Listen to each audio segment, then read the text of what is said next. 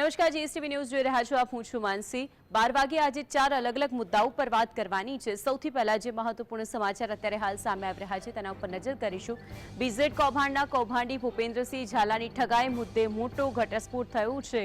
મહત્વની વાત એ છે કે સાબરકાંઠા, અરવલ્લી, તે પછી બનાસકાંઠા અને પાલનપુરમાં પણ બીઝેડ ગ્રુપ દ્વારા ઠગાઈ કરવામાં આવી છે। બીઝેડ કંપની તથા તેની પેટા 5 કંપનીઓ એવી છે કે જેના વિરુદ્ધ સીઆઈડી ક્રાઇમે કાયદાનો ગાળિયો કસ્યો છે, કારણ કે જ્યાં જે જગ્યાઓની વાત કરી ત્યાં પણ તેના કાળા કારનામા સામે આવ્યા છે। પેટા કંપનીઓના માલિકો વિરુદ્ધ પણ નામજોગ ફરિયાદ નોંધવામાં આવી છે। બીઝેડ કૌભાંડના કૌભાંડી ભૂપેન્દ્ર ઝાલાની ઠગાઈ મુદ્દે આ સૌથી મોટો ઘટસ્ફોટ છે।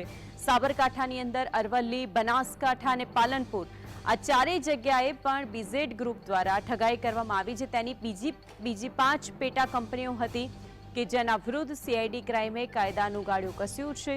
આ પેટા કંપનીઓના જે માલિકો છે તેના વિરુદ્ધ પણ નામજોગ ગુનો નોંધવામાં આવ્યો છે। હવે સૌથી મોટી વાત એ છે કે ભૂપેન્દ્રસિંહ આખરે ક્યાં છે તે સૌથી મોટો પ્રશ્ન છે, અને તેમાં પણ જે એજન્ટોને પકડવામાં આવ્યા છે તેમાંથી કેટલા એજન્ટો છે કે જે ભૂગર્ભમાં ઉતરી ગયા છે તેની દરેક ઓફિસે અત્યારે સીઆઈડી દ્વારા તપાસ હાથ ધરવામાં આવી છે। એક નામી પત્ર, અને તે પત્ર ઉપરથી આટલું 6,500 કરોડથી પણ વધારેનું કૌભાંડ સામે આવ્યું।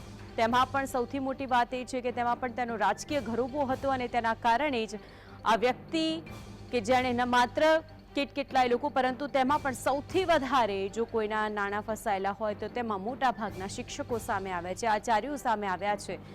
એ વાત પણ સામે આવી હતી, તે પણ દર્શાવવામાં આવ્યું હતું કે શિક્ષકો કે જે સ્કૂલની અંદર પણ આ સ્કીમની અંદર, આ પોન્જી સ્કીમમાં પૈસા કઈ રીતે રોકવા તે પણ ભણવામાં આવતા હતા। એ શિક્ષકો વિરુદ્ધ પણ કાર્યવાહી કરવામાં આવી છે।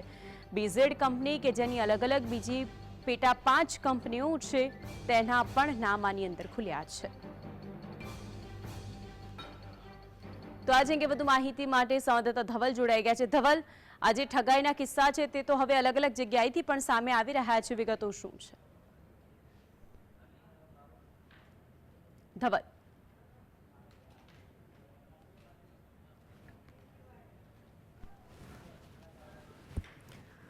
એ ભૂપેન્દ્ર ઝાલા કે જેને પકડવા માટે અત્યારે હાલ પોલીસ તત્પર છે, સીઆઈડીની ટીમ પણ લાગેલી છે, પરંતુ સૌથી મોટો પ્રશ્ન એ છે કે આખરે આ ભૂપેન્દ્રસિંહ છે ક્યાં? જે દિવસે આ સમાચાર સૌથી પહેલા સામે આવ્યા હતા તે વખતે તે કહેવામાં આવતું હતું કે તે તેની ઓફિસે જતો, શા માટે તે સમયે જ આની ઉપર ગાળિયો ન કસવામાં આવ્યો તે સૌથી મોટો સવાલ છે।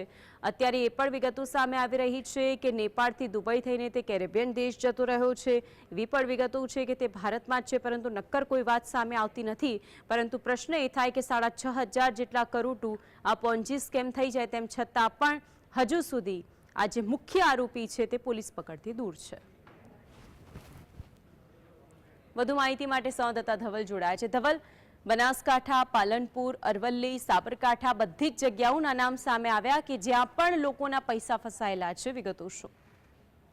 જી ચોક્કસથી માનસી, વાત કરવામાં આવે તો જે બીજેડ ફાઇનાન્સનું જે સીઆઈડી ક્રાઇમ દ્વારા એક નનામી અરજી મળી હતી તેને લઈને તપાસ કરવામાં આવી હતી। તપાસની અંદર તમે અનેક ખુલાસાઓ જોયા। આઈપીએસ અધિકારીઓ સાથે જે ભૂપેન્દ્રસિંહ ઝાલા છે તેમના ફોટો પણ જોવા મળ્યા, ભાજપના નેતાઓ સાથે ફોટો જોવા મળ્યા, કોંગ્રેસે પણ આક્ષેપ કર્યા કે ભાજપના સભ્ય પણ જોવા મળી રહ્યા છે। ત્યારબાદ સીઆઈડી ક્રાઇમ દ્વારા 7 જેટલા આરોપી છે તેની ધરપકડ કરવામાં આવી। તેનો જે મુખ્ય એજન્ટ હતો મયુર દરજી સહિત બીજા 5 લોકોની ધરપકડ કરવામાં આવી, તો કોર્ટમાં રજૂ કરવામાં આવ્યા। 2 દિવસના રિમાન્ડ બાદ જ્યુડિશિયલ કસ્ટડીમાં તમામ લોકોને મોકલી દેવામાં આવ્યા।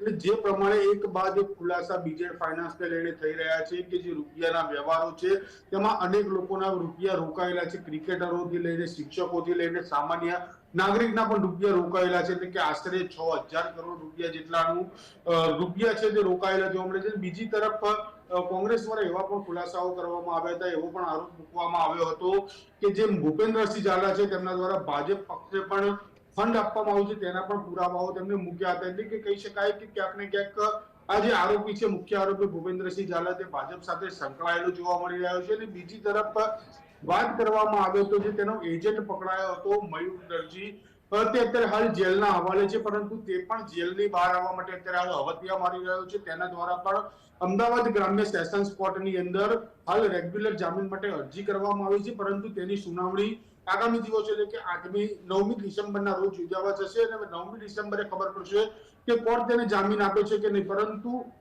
જે બીજા અન્ય આરોપીઓ છે તે હજી જેલ હવાલે છે.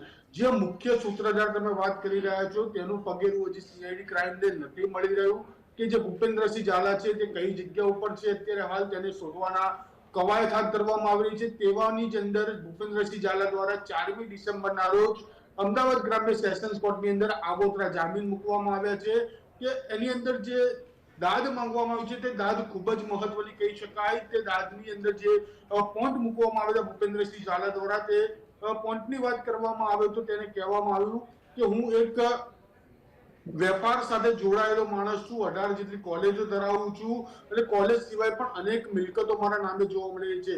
અને જે એક સેવાભાવી માણસ, આગેવાન, જે સમાજની સેવા કરવા વાળો માણસ છે તેને આ પ્રકારની પોલીસ દ્વારા ભરાવવામાં આવે છે અને પોલીસ માત્ર માલાફાઈડ ઇન્ટેન્સથી ફરિયાદ દાખલ કરવામાં આવી છે. કોઈ પણ ધવલ, એક પુરાવા સવાલ વગર અટકાઈને એટલા માટે પૂછું છું કારણ કે આ પ્રશ્ન ઉદ્ભવી રહ્યું છે કે જે એજન્ટો અને મયુર દરીની જે વાત કરવામાં આવી છે, આ એજન્ટ પાસેથી ભૂપેન્દ્રને લઈને કોઈ કડી મળી છે ખરી પોલીસને કે તે ક્યાં છે, કઈ દિશામાં તપાસને લઈને કોઈ વિગતો આપની પાસે? જી ચોક્કસથી જે સમયે રિમાન્ડ પૂર્ણ થયા હતા, મયુર દરજીના 2 દિવસના રિમાન્ડ કોર્ટે આપ્યા હતા, 10 દિવસના રિમાન્ડની માંગ કરાઈ હતી, 2 દિવસના રિમાન્ડ આપ્યા હતા. પરંતુ રિમાન્ડ પૂર્ણ થતા જ ફર્ધર રિમાન્ડ એટલે કે ફરીથી રિમાન્ડ સીઆઈડી ક્રાઇમ દ્વારા ન માંગવામાં આવ્યા અને 2 દિવસના રિમાન્ડ પૂરા થતા જ્યુડિશિયલ કસ્ટડીમાં તેને મોકલવાનો આદેશ કરવામાં આવ્યો. એટલે રિમાન્ડ દરમિયાન જે માહિતી મળી હતી તે જ માહિતી પોલીસ સુધી પહોંચી હતી. ત્યારબાદ ફર્ધર રિમાન્ડ ન માંગતા હવે પ્રશ્ન એ ઉભો થાય છે કે જે નવા ભારતીય ન્યાય સંહિતાનો જે નવો કાયદો આવે છે તેની અંદર 60 દિવસ સુધી પોલીસ છે તે જેલ કસ્ટડીમાંથી પણ આરોપીને રિમાન્ડ ફર્ધર માંગી શકે છે. એટલે કે ફરીથી જો કોઈ પણ અસમંજસ લાગશે તો પોલીસ ફરીથી તેના રિમાન્ડ માંગશે અને ત્યારબાદ જો કોઈ કડી ખુલે તો નવાઈ નહીં, કારણ કે મયુર દરજી પોતાનો જે બીજર ફાઇનાન્સનો એટલે કે ભૂપેન્દ્રસિંહ ઝાલાનો એજન્ટ છે એટલે ચોક્કસથી તેને ક્યાંક ને ક્યાંક ખબર હશે કે ભૂપેન્દ્રસિંહ ઝાલા ક્યાં છે. જે પ્રકારે તમે મનસી પ્રથમવાર વાત કરી કે જે સમયે સીઆઈડી ક્રાઇમે દરોડા પાડ્યા હતા, જ્યારે રેડ કરવામાં આવી હતી ત્યારે ભૂપેન્દ્રસિંહ ઝાલા ત્યાં જ સ્થાનિક જે અરવલ્લી જે સાબરકાંઠાનો વિસ્તાર છે ત્યાં આગળ જ હતો, પરંતુ ત્યારબાદ તે ભાગેલું જાહેર કરવામાં આવ્યું છે. એટલે જો તમે બીજી તરફ જે પ્રમાણે કહ્યું કે ભારત બહાર ભાગી ગયો તેવી પણ વાત સામે રહી છે. જો આગોતરા જામીન તેના દ્વારા કરવામાં આવે છે પણ જો આગોતરા જામીન નહીં મળે તો જે પ્રમાણે અન્ય આરોપી જે બહારના દેશોમાં ભાગી જતા છે તેમના નામે રેડ કોર્નર નોટિસ પણ ઇસ્યુ કરવામાં આવતી હોય છે. તેવી નોટિસ પણ સીઆઈડી ક્રાઇમ કદાચ ઇસ્યુ કરે તેવી પણ શક્યતાઓ જોવા મળી રહી છે. જો આગોતરા જામીન મળી આવે છે ભૂપેન્દ્રસિંહ ઝાલા તો પોલીસ સમક્ષ તેઓ હાજર ચોક્કસથી થશે અને કઈ રીતે થશે તે પણ જોવાનું રહેશે. બિલકુલ ધવલ, આપ જોડાઈને સમગ્ર વિગતો